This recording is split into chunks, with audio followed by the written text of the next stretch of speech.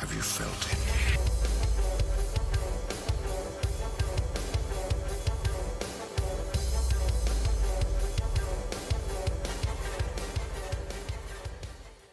Salut à tous et bienvenue sur Star Wars Légion France. Alors aujourd'hui on se retrouve pour faire une petite vidéo sur l'annonce de l'Adepticon. L'annonce... Mais quelle annonce! Deux nouvelles factions pour Star Wars Légion, à savoir la République Galactique et la CSI, donc les séparatistes. Donc je vais faire un petit condensé de ce qu'on sait sur cette boîte. Donc on sait que le corset Clone Wars, donc il y aura bien un corset, déjà c'est une annonce énorme. Le corset coûtera dans les 90 euros, je pense, dans ces eaux-là. Donc, il est noté 99,95 $. Donc, je pense que oui, en France, ce sera 90 euros. Il comprendra 39 figurines pour la faction de la CSI de la République Galactique.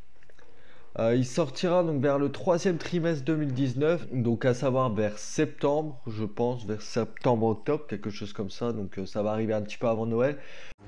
Kenobi. Donc la République, je vais commencer tout de suite par le plus lourd, ce sera Obi-Wan Kenobi, le commandant de la République Galactique qui nous arrive dans cette boîte de base.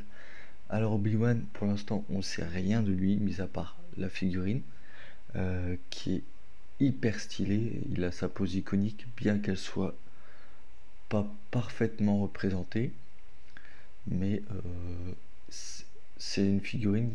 Je savais qu'elle allait être comme ça, c'est comme ça que je l'avais imaginé, donc je suis très content que ce soit Obi-Wan qui arrive dans ce corset. Ensuite, pour accompagner Obi-Wan, on aura un Bark Trooper. Donc le Bark Trooper, qu'est-ce qu'on peut en dire? Donc à mon avis, il sera speeder. On peut voir qu'il y a une espèce de sidecar dessus. Enfin le Bark Trooper, le Bark Speeder, pardon, le Bark. Voilà. Donc on peut voir qu'il y a deux jolis clones, qu'il y aura deux voire trois améliorations dessus. Donc à savoir, comme d'habitude, à mon avis, une sulfateuse, un lance-patate et sûrement un canoyon. On peut voir que la tige, elle est au fond de la figurine. Pourquoi pas? Moi, je l'aurais laissé au centre quand même. Et bon, va falloir faire attention dans les transports. Mais non, il n'y a pas de risque de casse. J'ai jamais eu de casse sur mes motos. Donc, ne devrait pas avoir de soucis là-dessus. On peut rien ajouter, mis à part que la figurine est très belle. J'ai hâte de voir ce qui va nous sortir. Et ensuite, pour terminer avec la République, nous avons les soldats clones. Donc deux unités de clones phase 1. Le clone phase 1, on sait, on a déjà vu un petit peu les cartes grâce aux boîtes d'extension. Donc on a pu zoomer, faire des trucs comme ça. Donc les clones phase 1 coûteront 52 points pour 4 figurines. Donc c'est cher, c'est plus cher que les Snowtroopers en termes de troupes, je parle. Par contre, ça défend en rouge, ça tire en noir. C'est pas dégueulasse. Ils seront accompagnés d'une espèce de Z6 portée 1-3 avec au moins 5 dés blancs, je pense. Ensuite, un espèce de fusil, une DLT portée 1-4 avec au moins 2 dés rouges, un mot-clé Critical One. C'est une unité qui va coûter cher. On peut voir sur la carte le nouveau mot-clé Fire Support. Donc Fire Support, c'est quand une unité alliée fait une attaque. Si une unité à côté a un jeton d'ordre face visible, votre unité avec ce jeton d'ordre face visible peut participer à l'attaque. Donc à savoir, enfin, les armes éligibles. Donc à savoir, vous tirez sur une unité de droïde, l'unité d'à côté a un pion d'ordre face visible, il peut participer à l'attaque pour complètement one-shotter une unité. Mais si vous faites ça, vous retournez le pion ordre, donc vous ne l'activez plus.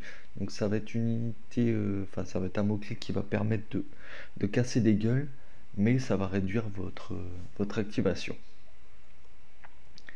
On a pu voir aussi donc les nouveaux tokens qui accompagnent les unités, et on a surtout pu voir dans la boîte d'extension des clones, et c'est sûrement ça l'intérêt de sortir la boîte des clones comme à l'époque pour les Stormtroopers et les rebelles de base.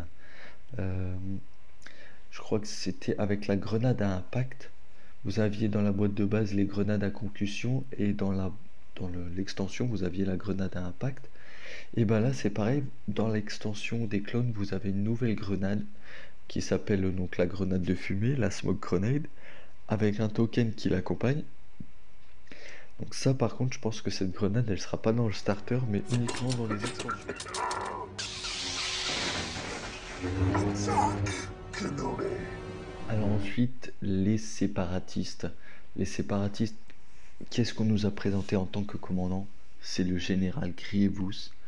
Alors Grievous sur son magnifique socle bleu, bien sûr évidemment vous allez les repeindre les socles. Grievous qui est une figurine assez particulière, on sait rien de lui niveau statistique etc. Par contre on sait qu'il aura 3 poses différentes. Et ça moi je trouve ça génial parce que vous pouvez jouer Grievous contre Grievous et votre adversaire aura peut-être pas mis la même pose. Sachant que je pense qu'il y aura une pose qui sera un peu plus représentée que les autres, à savoir celle avec les 4 bras qu'on voit actuellement, mais les 2 autres poses sont vraiment sympas, celle avec les doubles sabres et la cape et le pistolet ont leur charme aussi, à voir. Mon collègue Alex il va acheter 3 boîtes de base histoire d'avoir 3 Grievous comme ça pour les monter des 3 façons différentes. Alors avec Grievous on va avoir 2 unités de 2 droïdes de K, donc les droïdes de K, droïdes iconiques qu'on a pu découvrir dans l'épisode 1. Qu'est-ce qu'on peut dire dessus? La première pose debout est hyper stylée, donc je pense qu'on aura des artistes qui vont nous créer des boucliers et ça va être hyper stylé.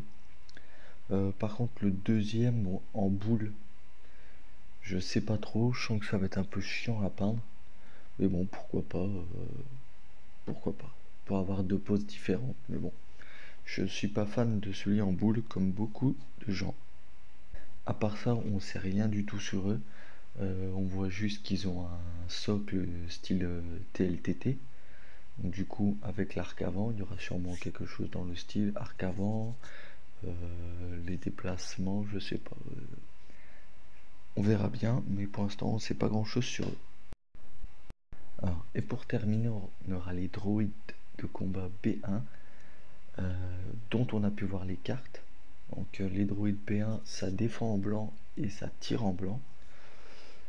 Voilà, on a un nouveau mot-clé dessus, donc AI attaque, donc intelligence artificielle attaque.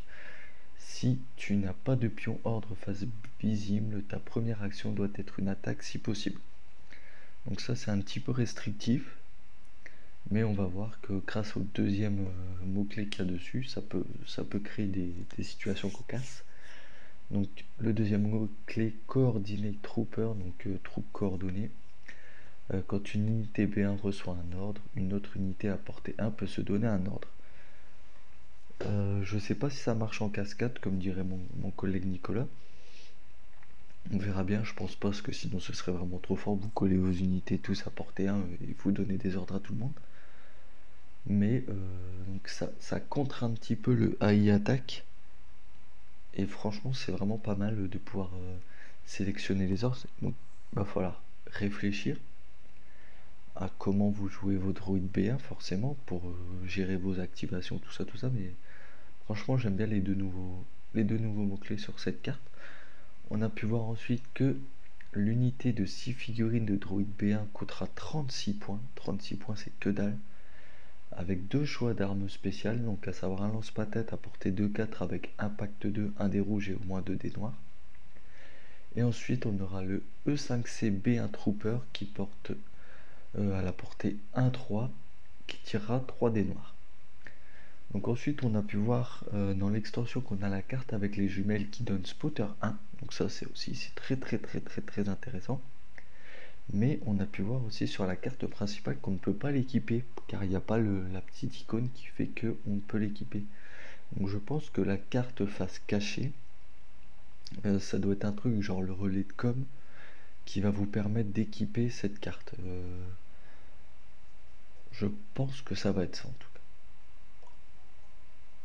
Donc voilà, on a fini pour cette présentation des séparatistes et de la République. Donc on va regarder la boîte de manière un peu plus générale.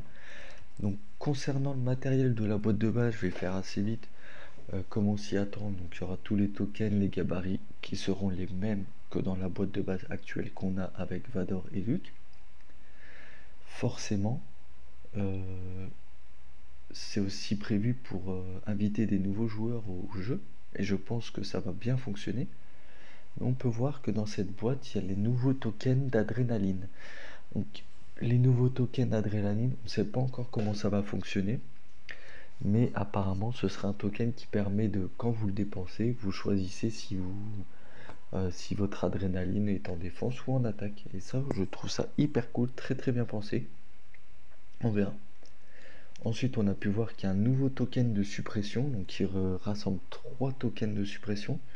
Donc ce qui évite que le champ de bataille soit surchargé, parce que quand vous avez des cartes comme Palpatine et ce genre de choses qui ont les mots-clés suppressifs, qui peut mettre 4 pions suppression d'un coup sur un bonhomme, vous avez vite un tas de pions sur le champ de bataille qui devient très vite ingérable.